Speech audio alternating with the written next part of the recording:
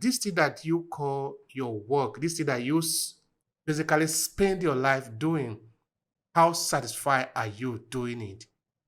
Because I think Brand Tracy would say, now, this is how you know it.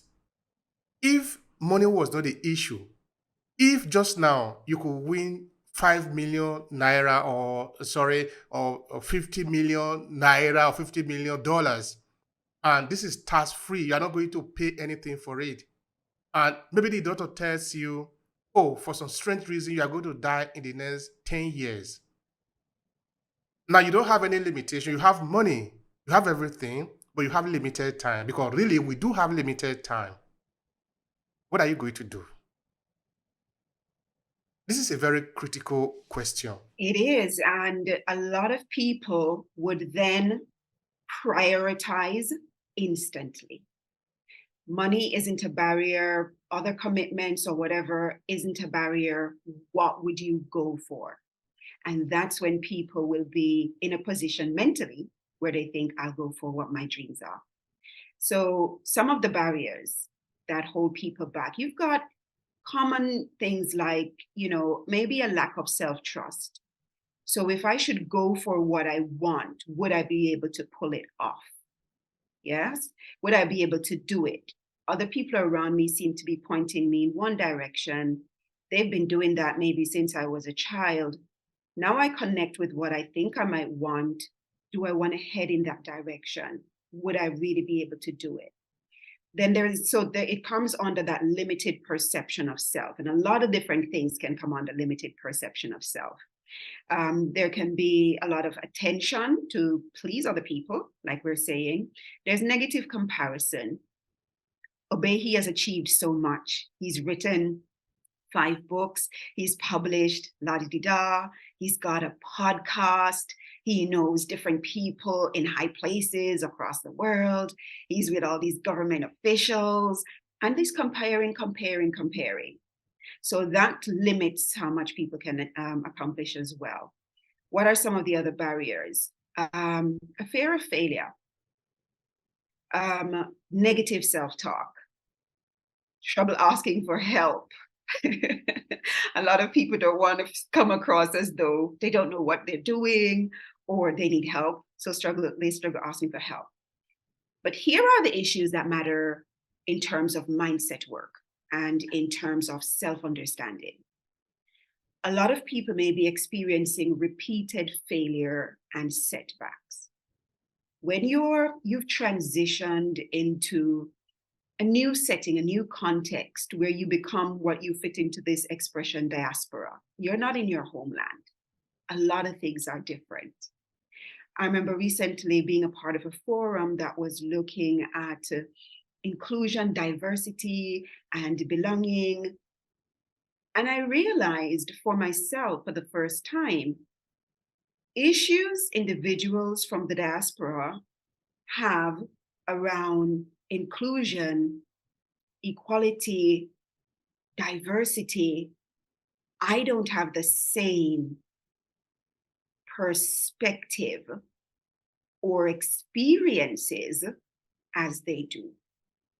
So you have individuals who, for example, if they grew up in the UK, their experience is different around inclusion. I'm talking at a mindset level as well than mine. I grew up in Jamaica, where everybody in leadership looks like me. So there's nothing in my mind that makes me think anything's wrong. I'm not good enough, or I'm going to have this barrier. So mentally, when I walk into a space, I automatically expect success. I automatically expect that I'm going to be appreciated for who I am, what I bring, etc. But then I found in this forum that I recognize people, and I don't think people realize they walk into a space expecting limitation, expecting to kind of be put down. And I'm not saying that those things aren't real. It is real. These are the repeated failures, the repeated setbacks. I had a similar experience recently. I was speaking with someone. This was one-to-one. Didn't disclose some of my background in education, etc. And this individual started making a point on a topic that I'm quite knowledgeable about. And I was saying to her, do you know, sometimes it's not that individuals want to be like this. This is the other case. I don't want to say too much in case they see this and feel badly. But she had this air about her that was like, what would you know? So then I had to disclose at this point that actually I've been in that field for X number of years. I've been at this level in this particular area. I do work with these caliber of individuals around this situation. And research does actually back that this is the case rather than the point that you're making. It was then that she had an air, a change in her, the way her attitude towards me to say, oh, I'm sorry. I do apologize. I didn't realize that you had that background, had that knowledge. But I'm showing you that that assumption from her just basically came. It came as that front. It came as that bias that said, what would you know? You wouldn't know anything. So the point I'm making is some people show up in that room when they go into spaces that they expect resistance, they expect limitation, they expect restriction. Others might not enter the space in that way because they don't have the same background. They don't have the same experiences, even though you would think everyone from the African, Caribbean diaspora, etc., should be experiencing the same thing. It's not necessarily the same. And what I want people to understand today, it's the mindset. Go into the experience expecting success. Go into the experience with confidence. If you're going to go bidding for something, a lot of some of the work you do as a consultant and as a coach, you're bidding for opportunities to take on a particular project or whatever. Go expecting success. Even if in the past you were constantly experiencing the no's and the rejections, and you think, oh, it's because of my skin color or it's because of where I go now expecting success. Other things, being in an environment that's not conducive for growth, that's another barrier. Sometimes, it could be practical things like, how are you going to switch careers now? Why would you bother to change now? I've been asked that question, not now that I've switched into coaching. When I was switching from teaching to counseling, someone asked me, why would you switch careers now? But I'm following my heart. I'm following my path. And people think, stay where it is safe. That is so ridiculous. Why would you? And here I am, years later, walking along my path according to what my heart tells me is right for me. If I'd listened to those individuals, I wouldn't have grown. So there are some environments that are not conducive for growing.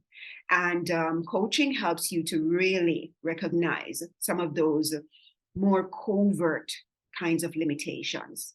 So you can work out in your mind what things you can do. Systematic challenges, how the system is structured, the attitude people might bring to you, but what strategies can you learn to self-promote or work a way around how people might relate to you because of their biases. I found that with people I'm working with or observations I've made, there can be some unhelpful personality traits. Some people can be, for example, passive aggressive, and other people may not want to invest in you. If your emotional intelligence is low, if you come across as passive aggressive, people might not want to take that chance, that risk to allow you to be a part of what they're doing. And you need that kind of exposure to grow. You need mentors, not just necessarily mentors that you will pay for their service. Yes, that is great. But sometimes you need on-the-job experience. You want to be able to be in that emotional space where people can trust you to move with the group, to be a part of the team. So some of the little things to think about. Is there anything with my personality? Have people been saying things over the years and I've kind of ignored it?